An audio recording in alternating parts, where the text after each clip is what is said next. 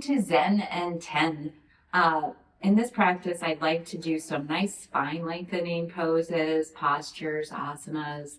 I like to start off with props in the front. If you have them, that's awesome. If you don't have them, that's okay too. Just want to make sure that you are comfortable. So you want to sit up on something, whether it's a blanket or pillow that you have at home. You want to give your hips a little bit of height. You'll drop your knees down, hug your belly in towards your spine, and then just for a brief moment, take a breath, inhale the spine long, maybe close your eyes and exhale, surrender the weight of your shoulders down into your hips, let your ears float over your shoulders, and again we'll inhale the spine long, from the hips up into the armpits, you feel yourself sitting nice and tall. And then exhale, surrender. Feel your face soften as the body settles in. Inhale your spine long. And exhale, surrender. Place your hands to heart center or bow your heads to your hearts. And then slowly begin to lift your chin, open your eyes, take a breath. Good. So we worked on already just that sensation of lengthening the spine. Take your attention right to your belly. We're going to come into a seated cat-cow stretch. So you're in easy sitting pose. You'll exhale your belly button back towards the wall behind you, but try and keep your shoulders so that they're over your hips. So it's just about moving the spine. We're not doing anything with the head. And then as you inhale, lift your chest up, round into the low back. Lift the ribs, lift the chest. You feel your shoulders heavy over your hips.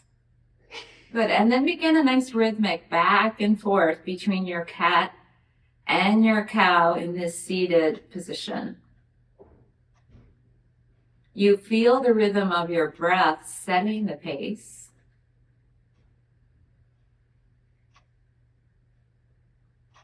And you just notice whatever it is that you're noticing, whatever may be coming up for you. Good. And then come back to a neutral space. Now we'll explore cat-cow from in the traditional shape. So you'll come to hands and knees. You'll take your hands a little bit broader than your shoulders. And you'll bring your knees directly underneath your hips. Now remember, you've got to take into account the shape of your spine, but you want it to be as neutral as you can. So for that to happen, you'll bring your belly closer to your spine. You'll pull your shoulder blades towards each other on the back body. And that space you found in the seated pose, you're going to find it again from your hips up into your armpits. You'll just breathe through neutral. Your head is in a neutral space. So from your tailbone through the top of the head, you feel like you've almost got a yardstick resting on your back. Again, take into consideration the shape of your back. From neutral, exhale your belly, round into the low back, up into the shoulders, and then you can drop your head here, drop your hips, and inhale and lengthen your spine. Back and forth between your cat and your cow, allowing the rhythm of the breath to create space in the spine. So it's nice and symmetrical.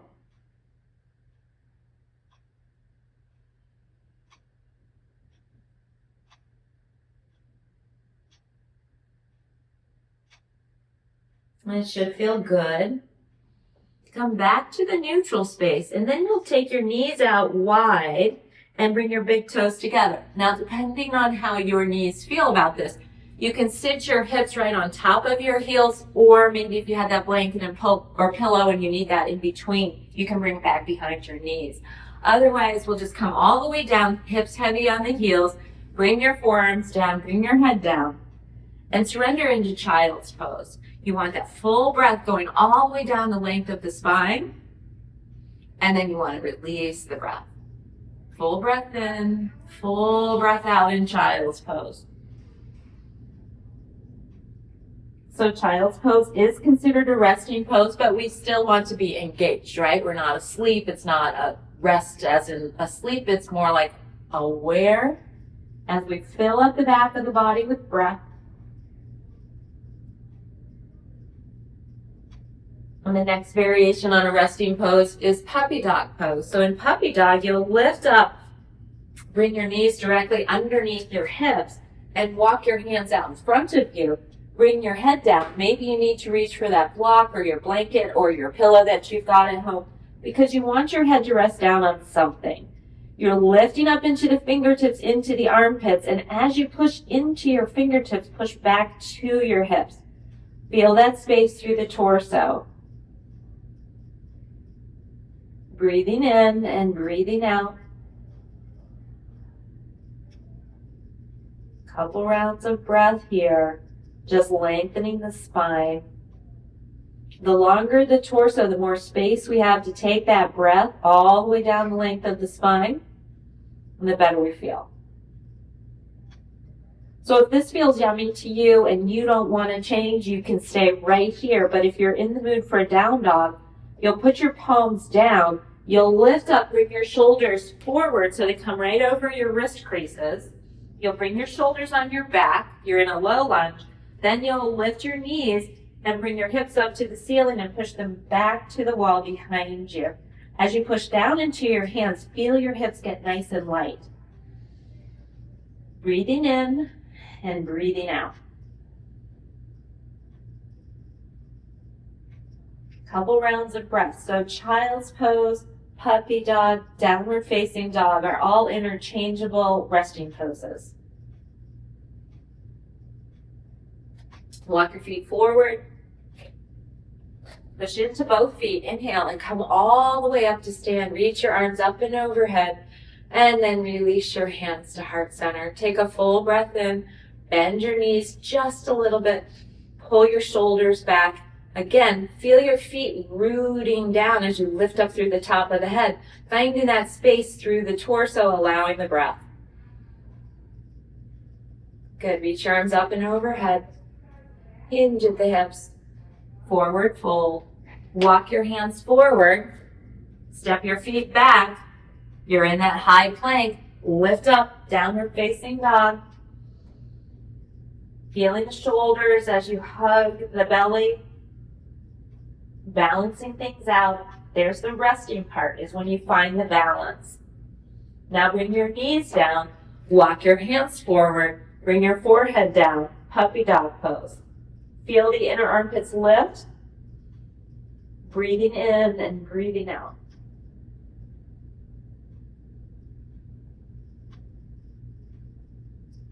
Walk your hands back. Come into child's pose. Knees wide, big toes together. So we just reverse the order of how we got there.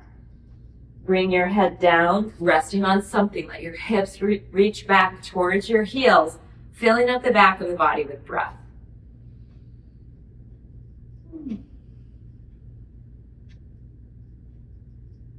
And then one more variation on our cat-cow. Come onto your backs. Bend your knees so your feet are next to your hips.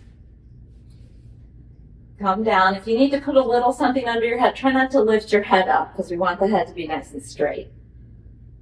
Take your hands next to your hips. Tuck your shoulders just a little bit. All right, cat-cow in a reclining position. You'll exhale your belly down to the mat. Keep your hips on the floor. Keep your shoulders on the floor. Feel that space along the low back. And then as you inhale, you're lifting your ribs up, lifting your chest up, arching into the low back. And then exhale again. Push the belly down to the floor. Push, push, push, push, push.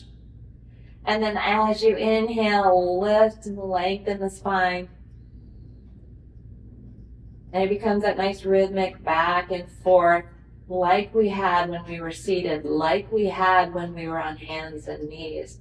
And we're enjoying the length of the spine that we found in that sequence of using child to puppy dog to downward facing dog.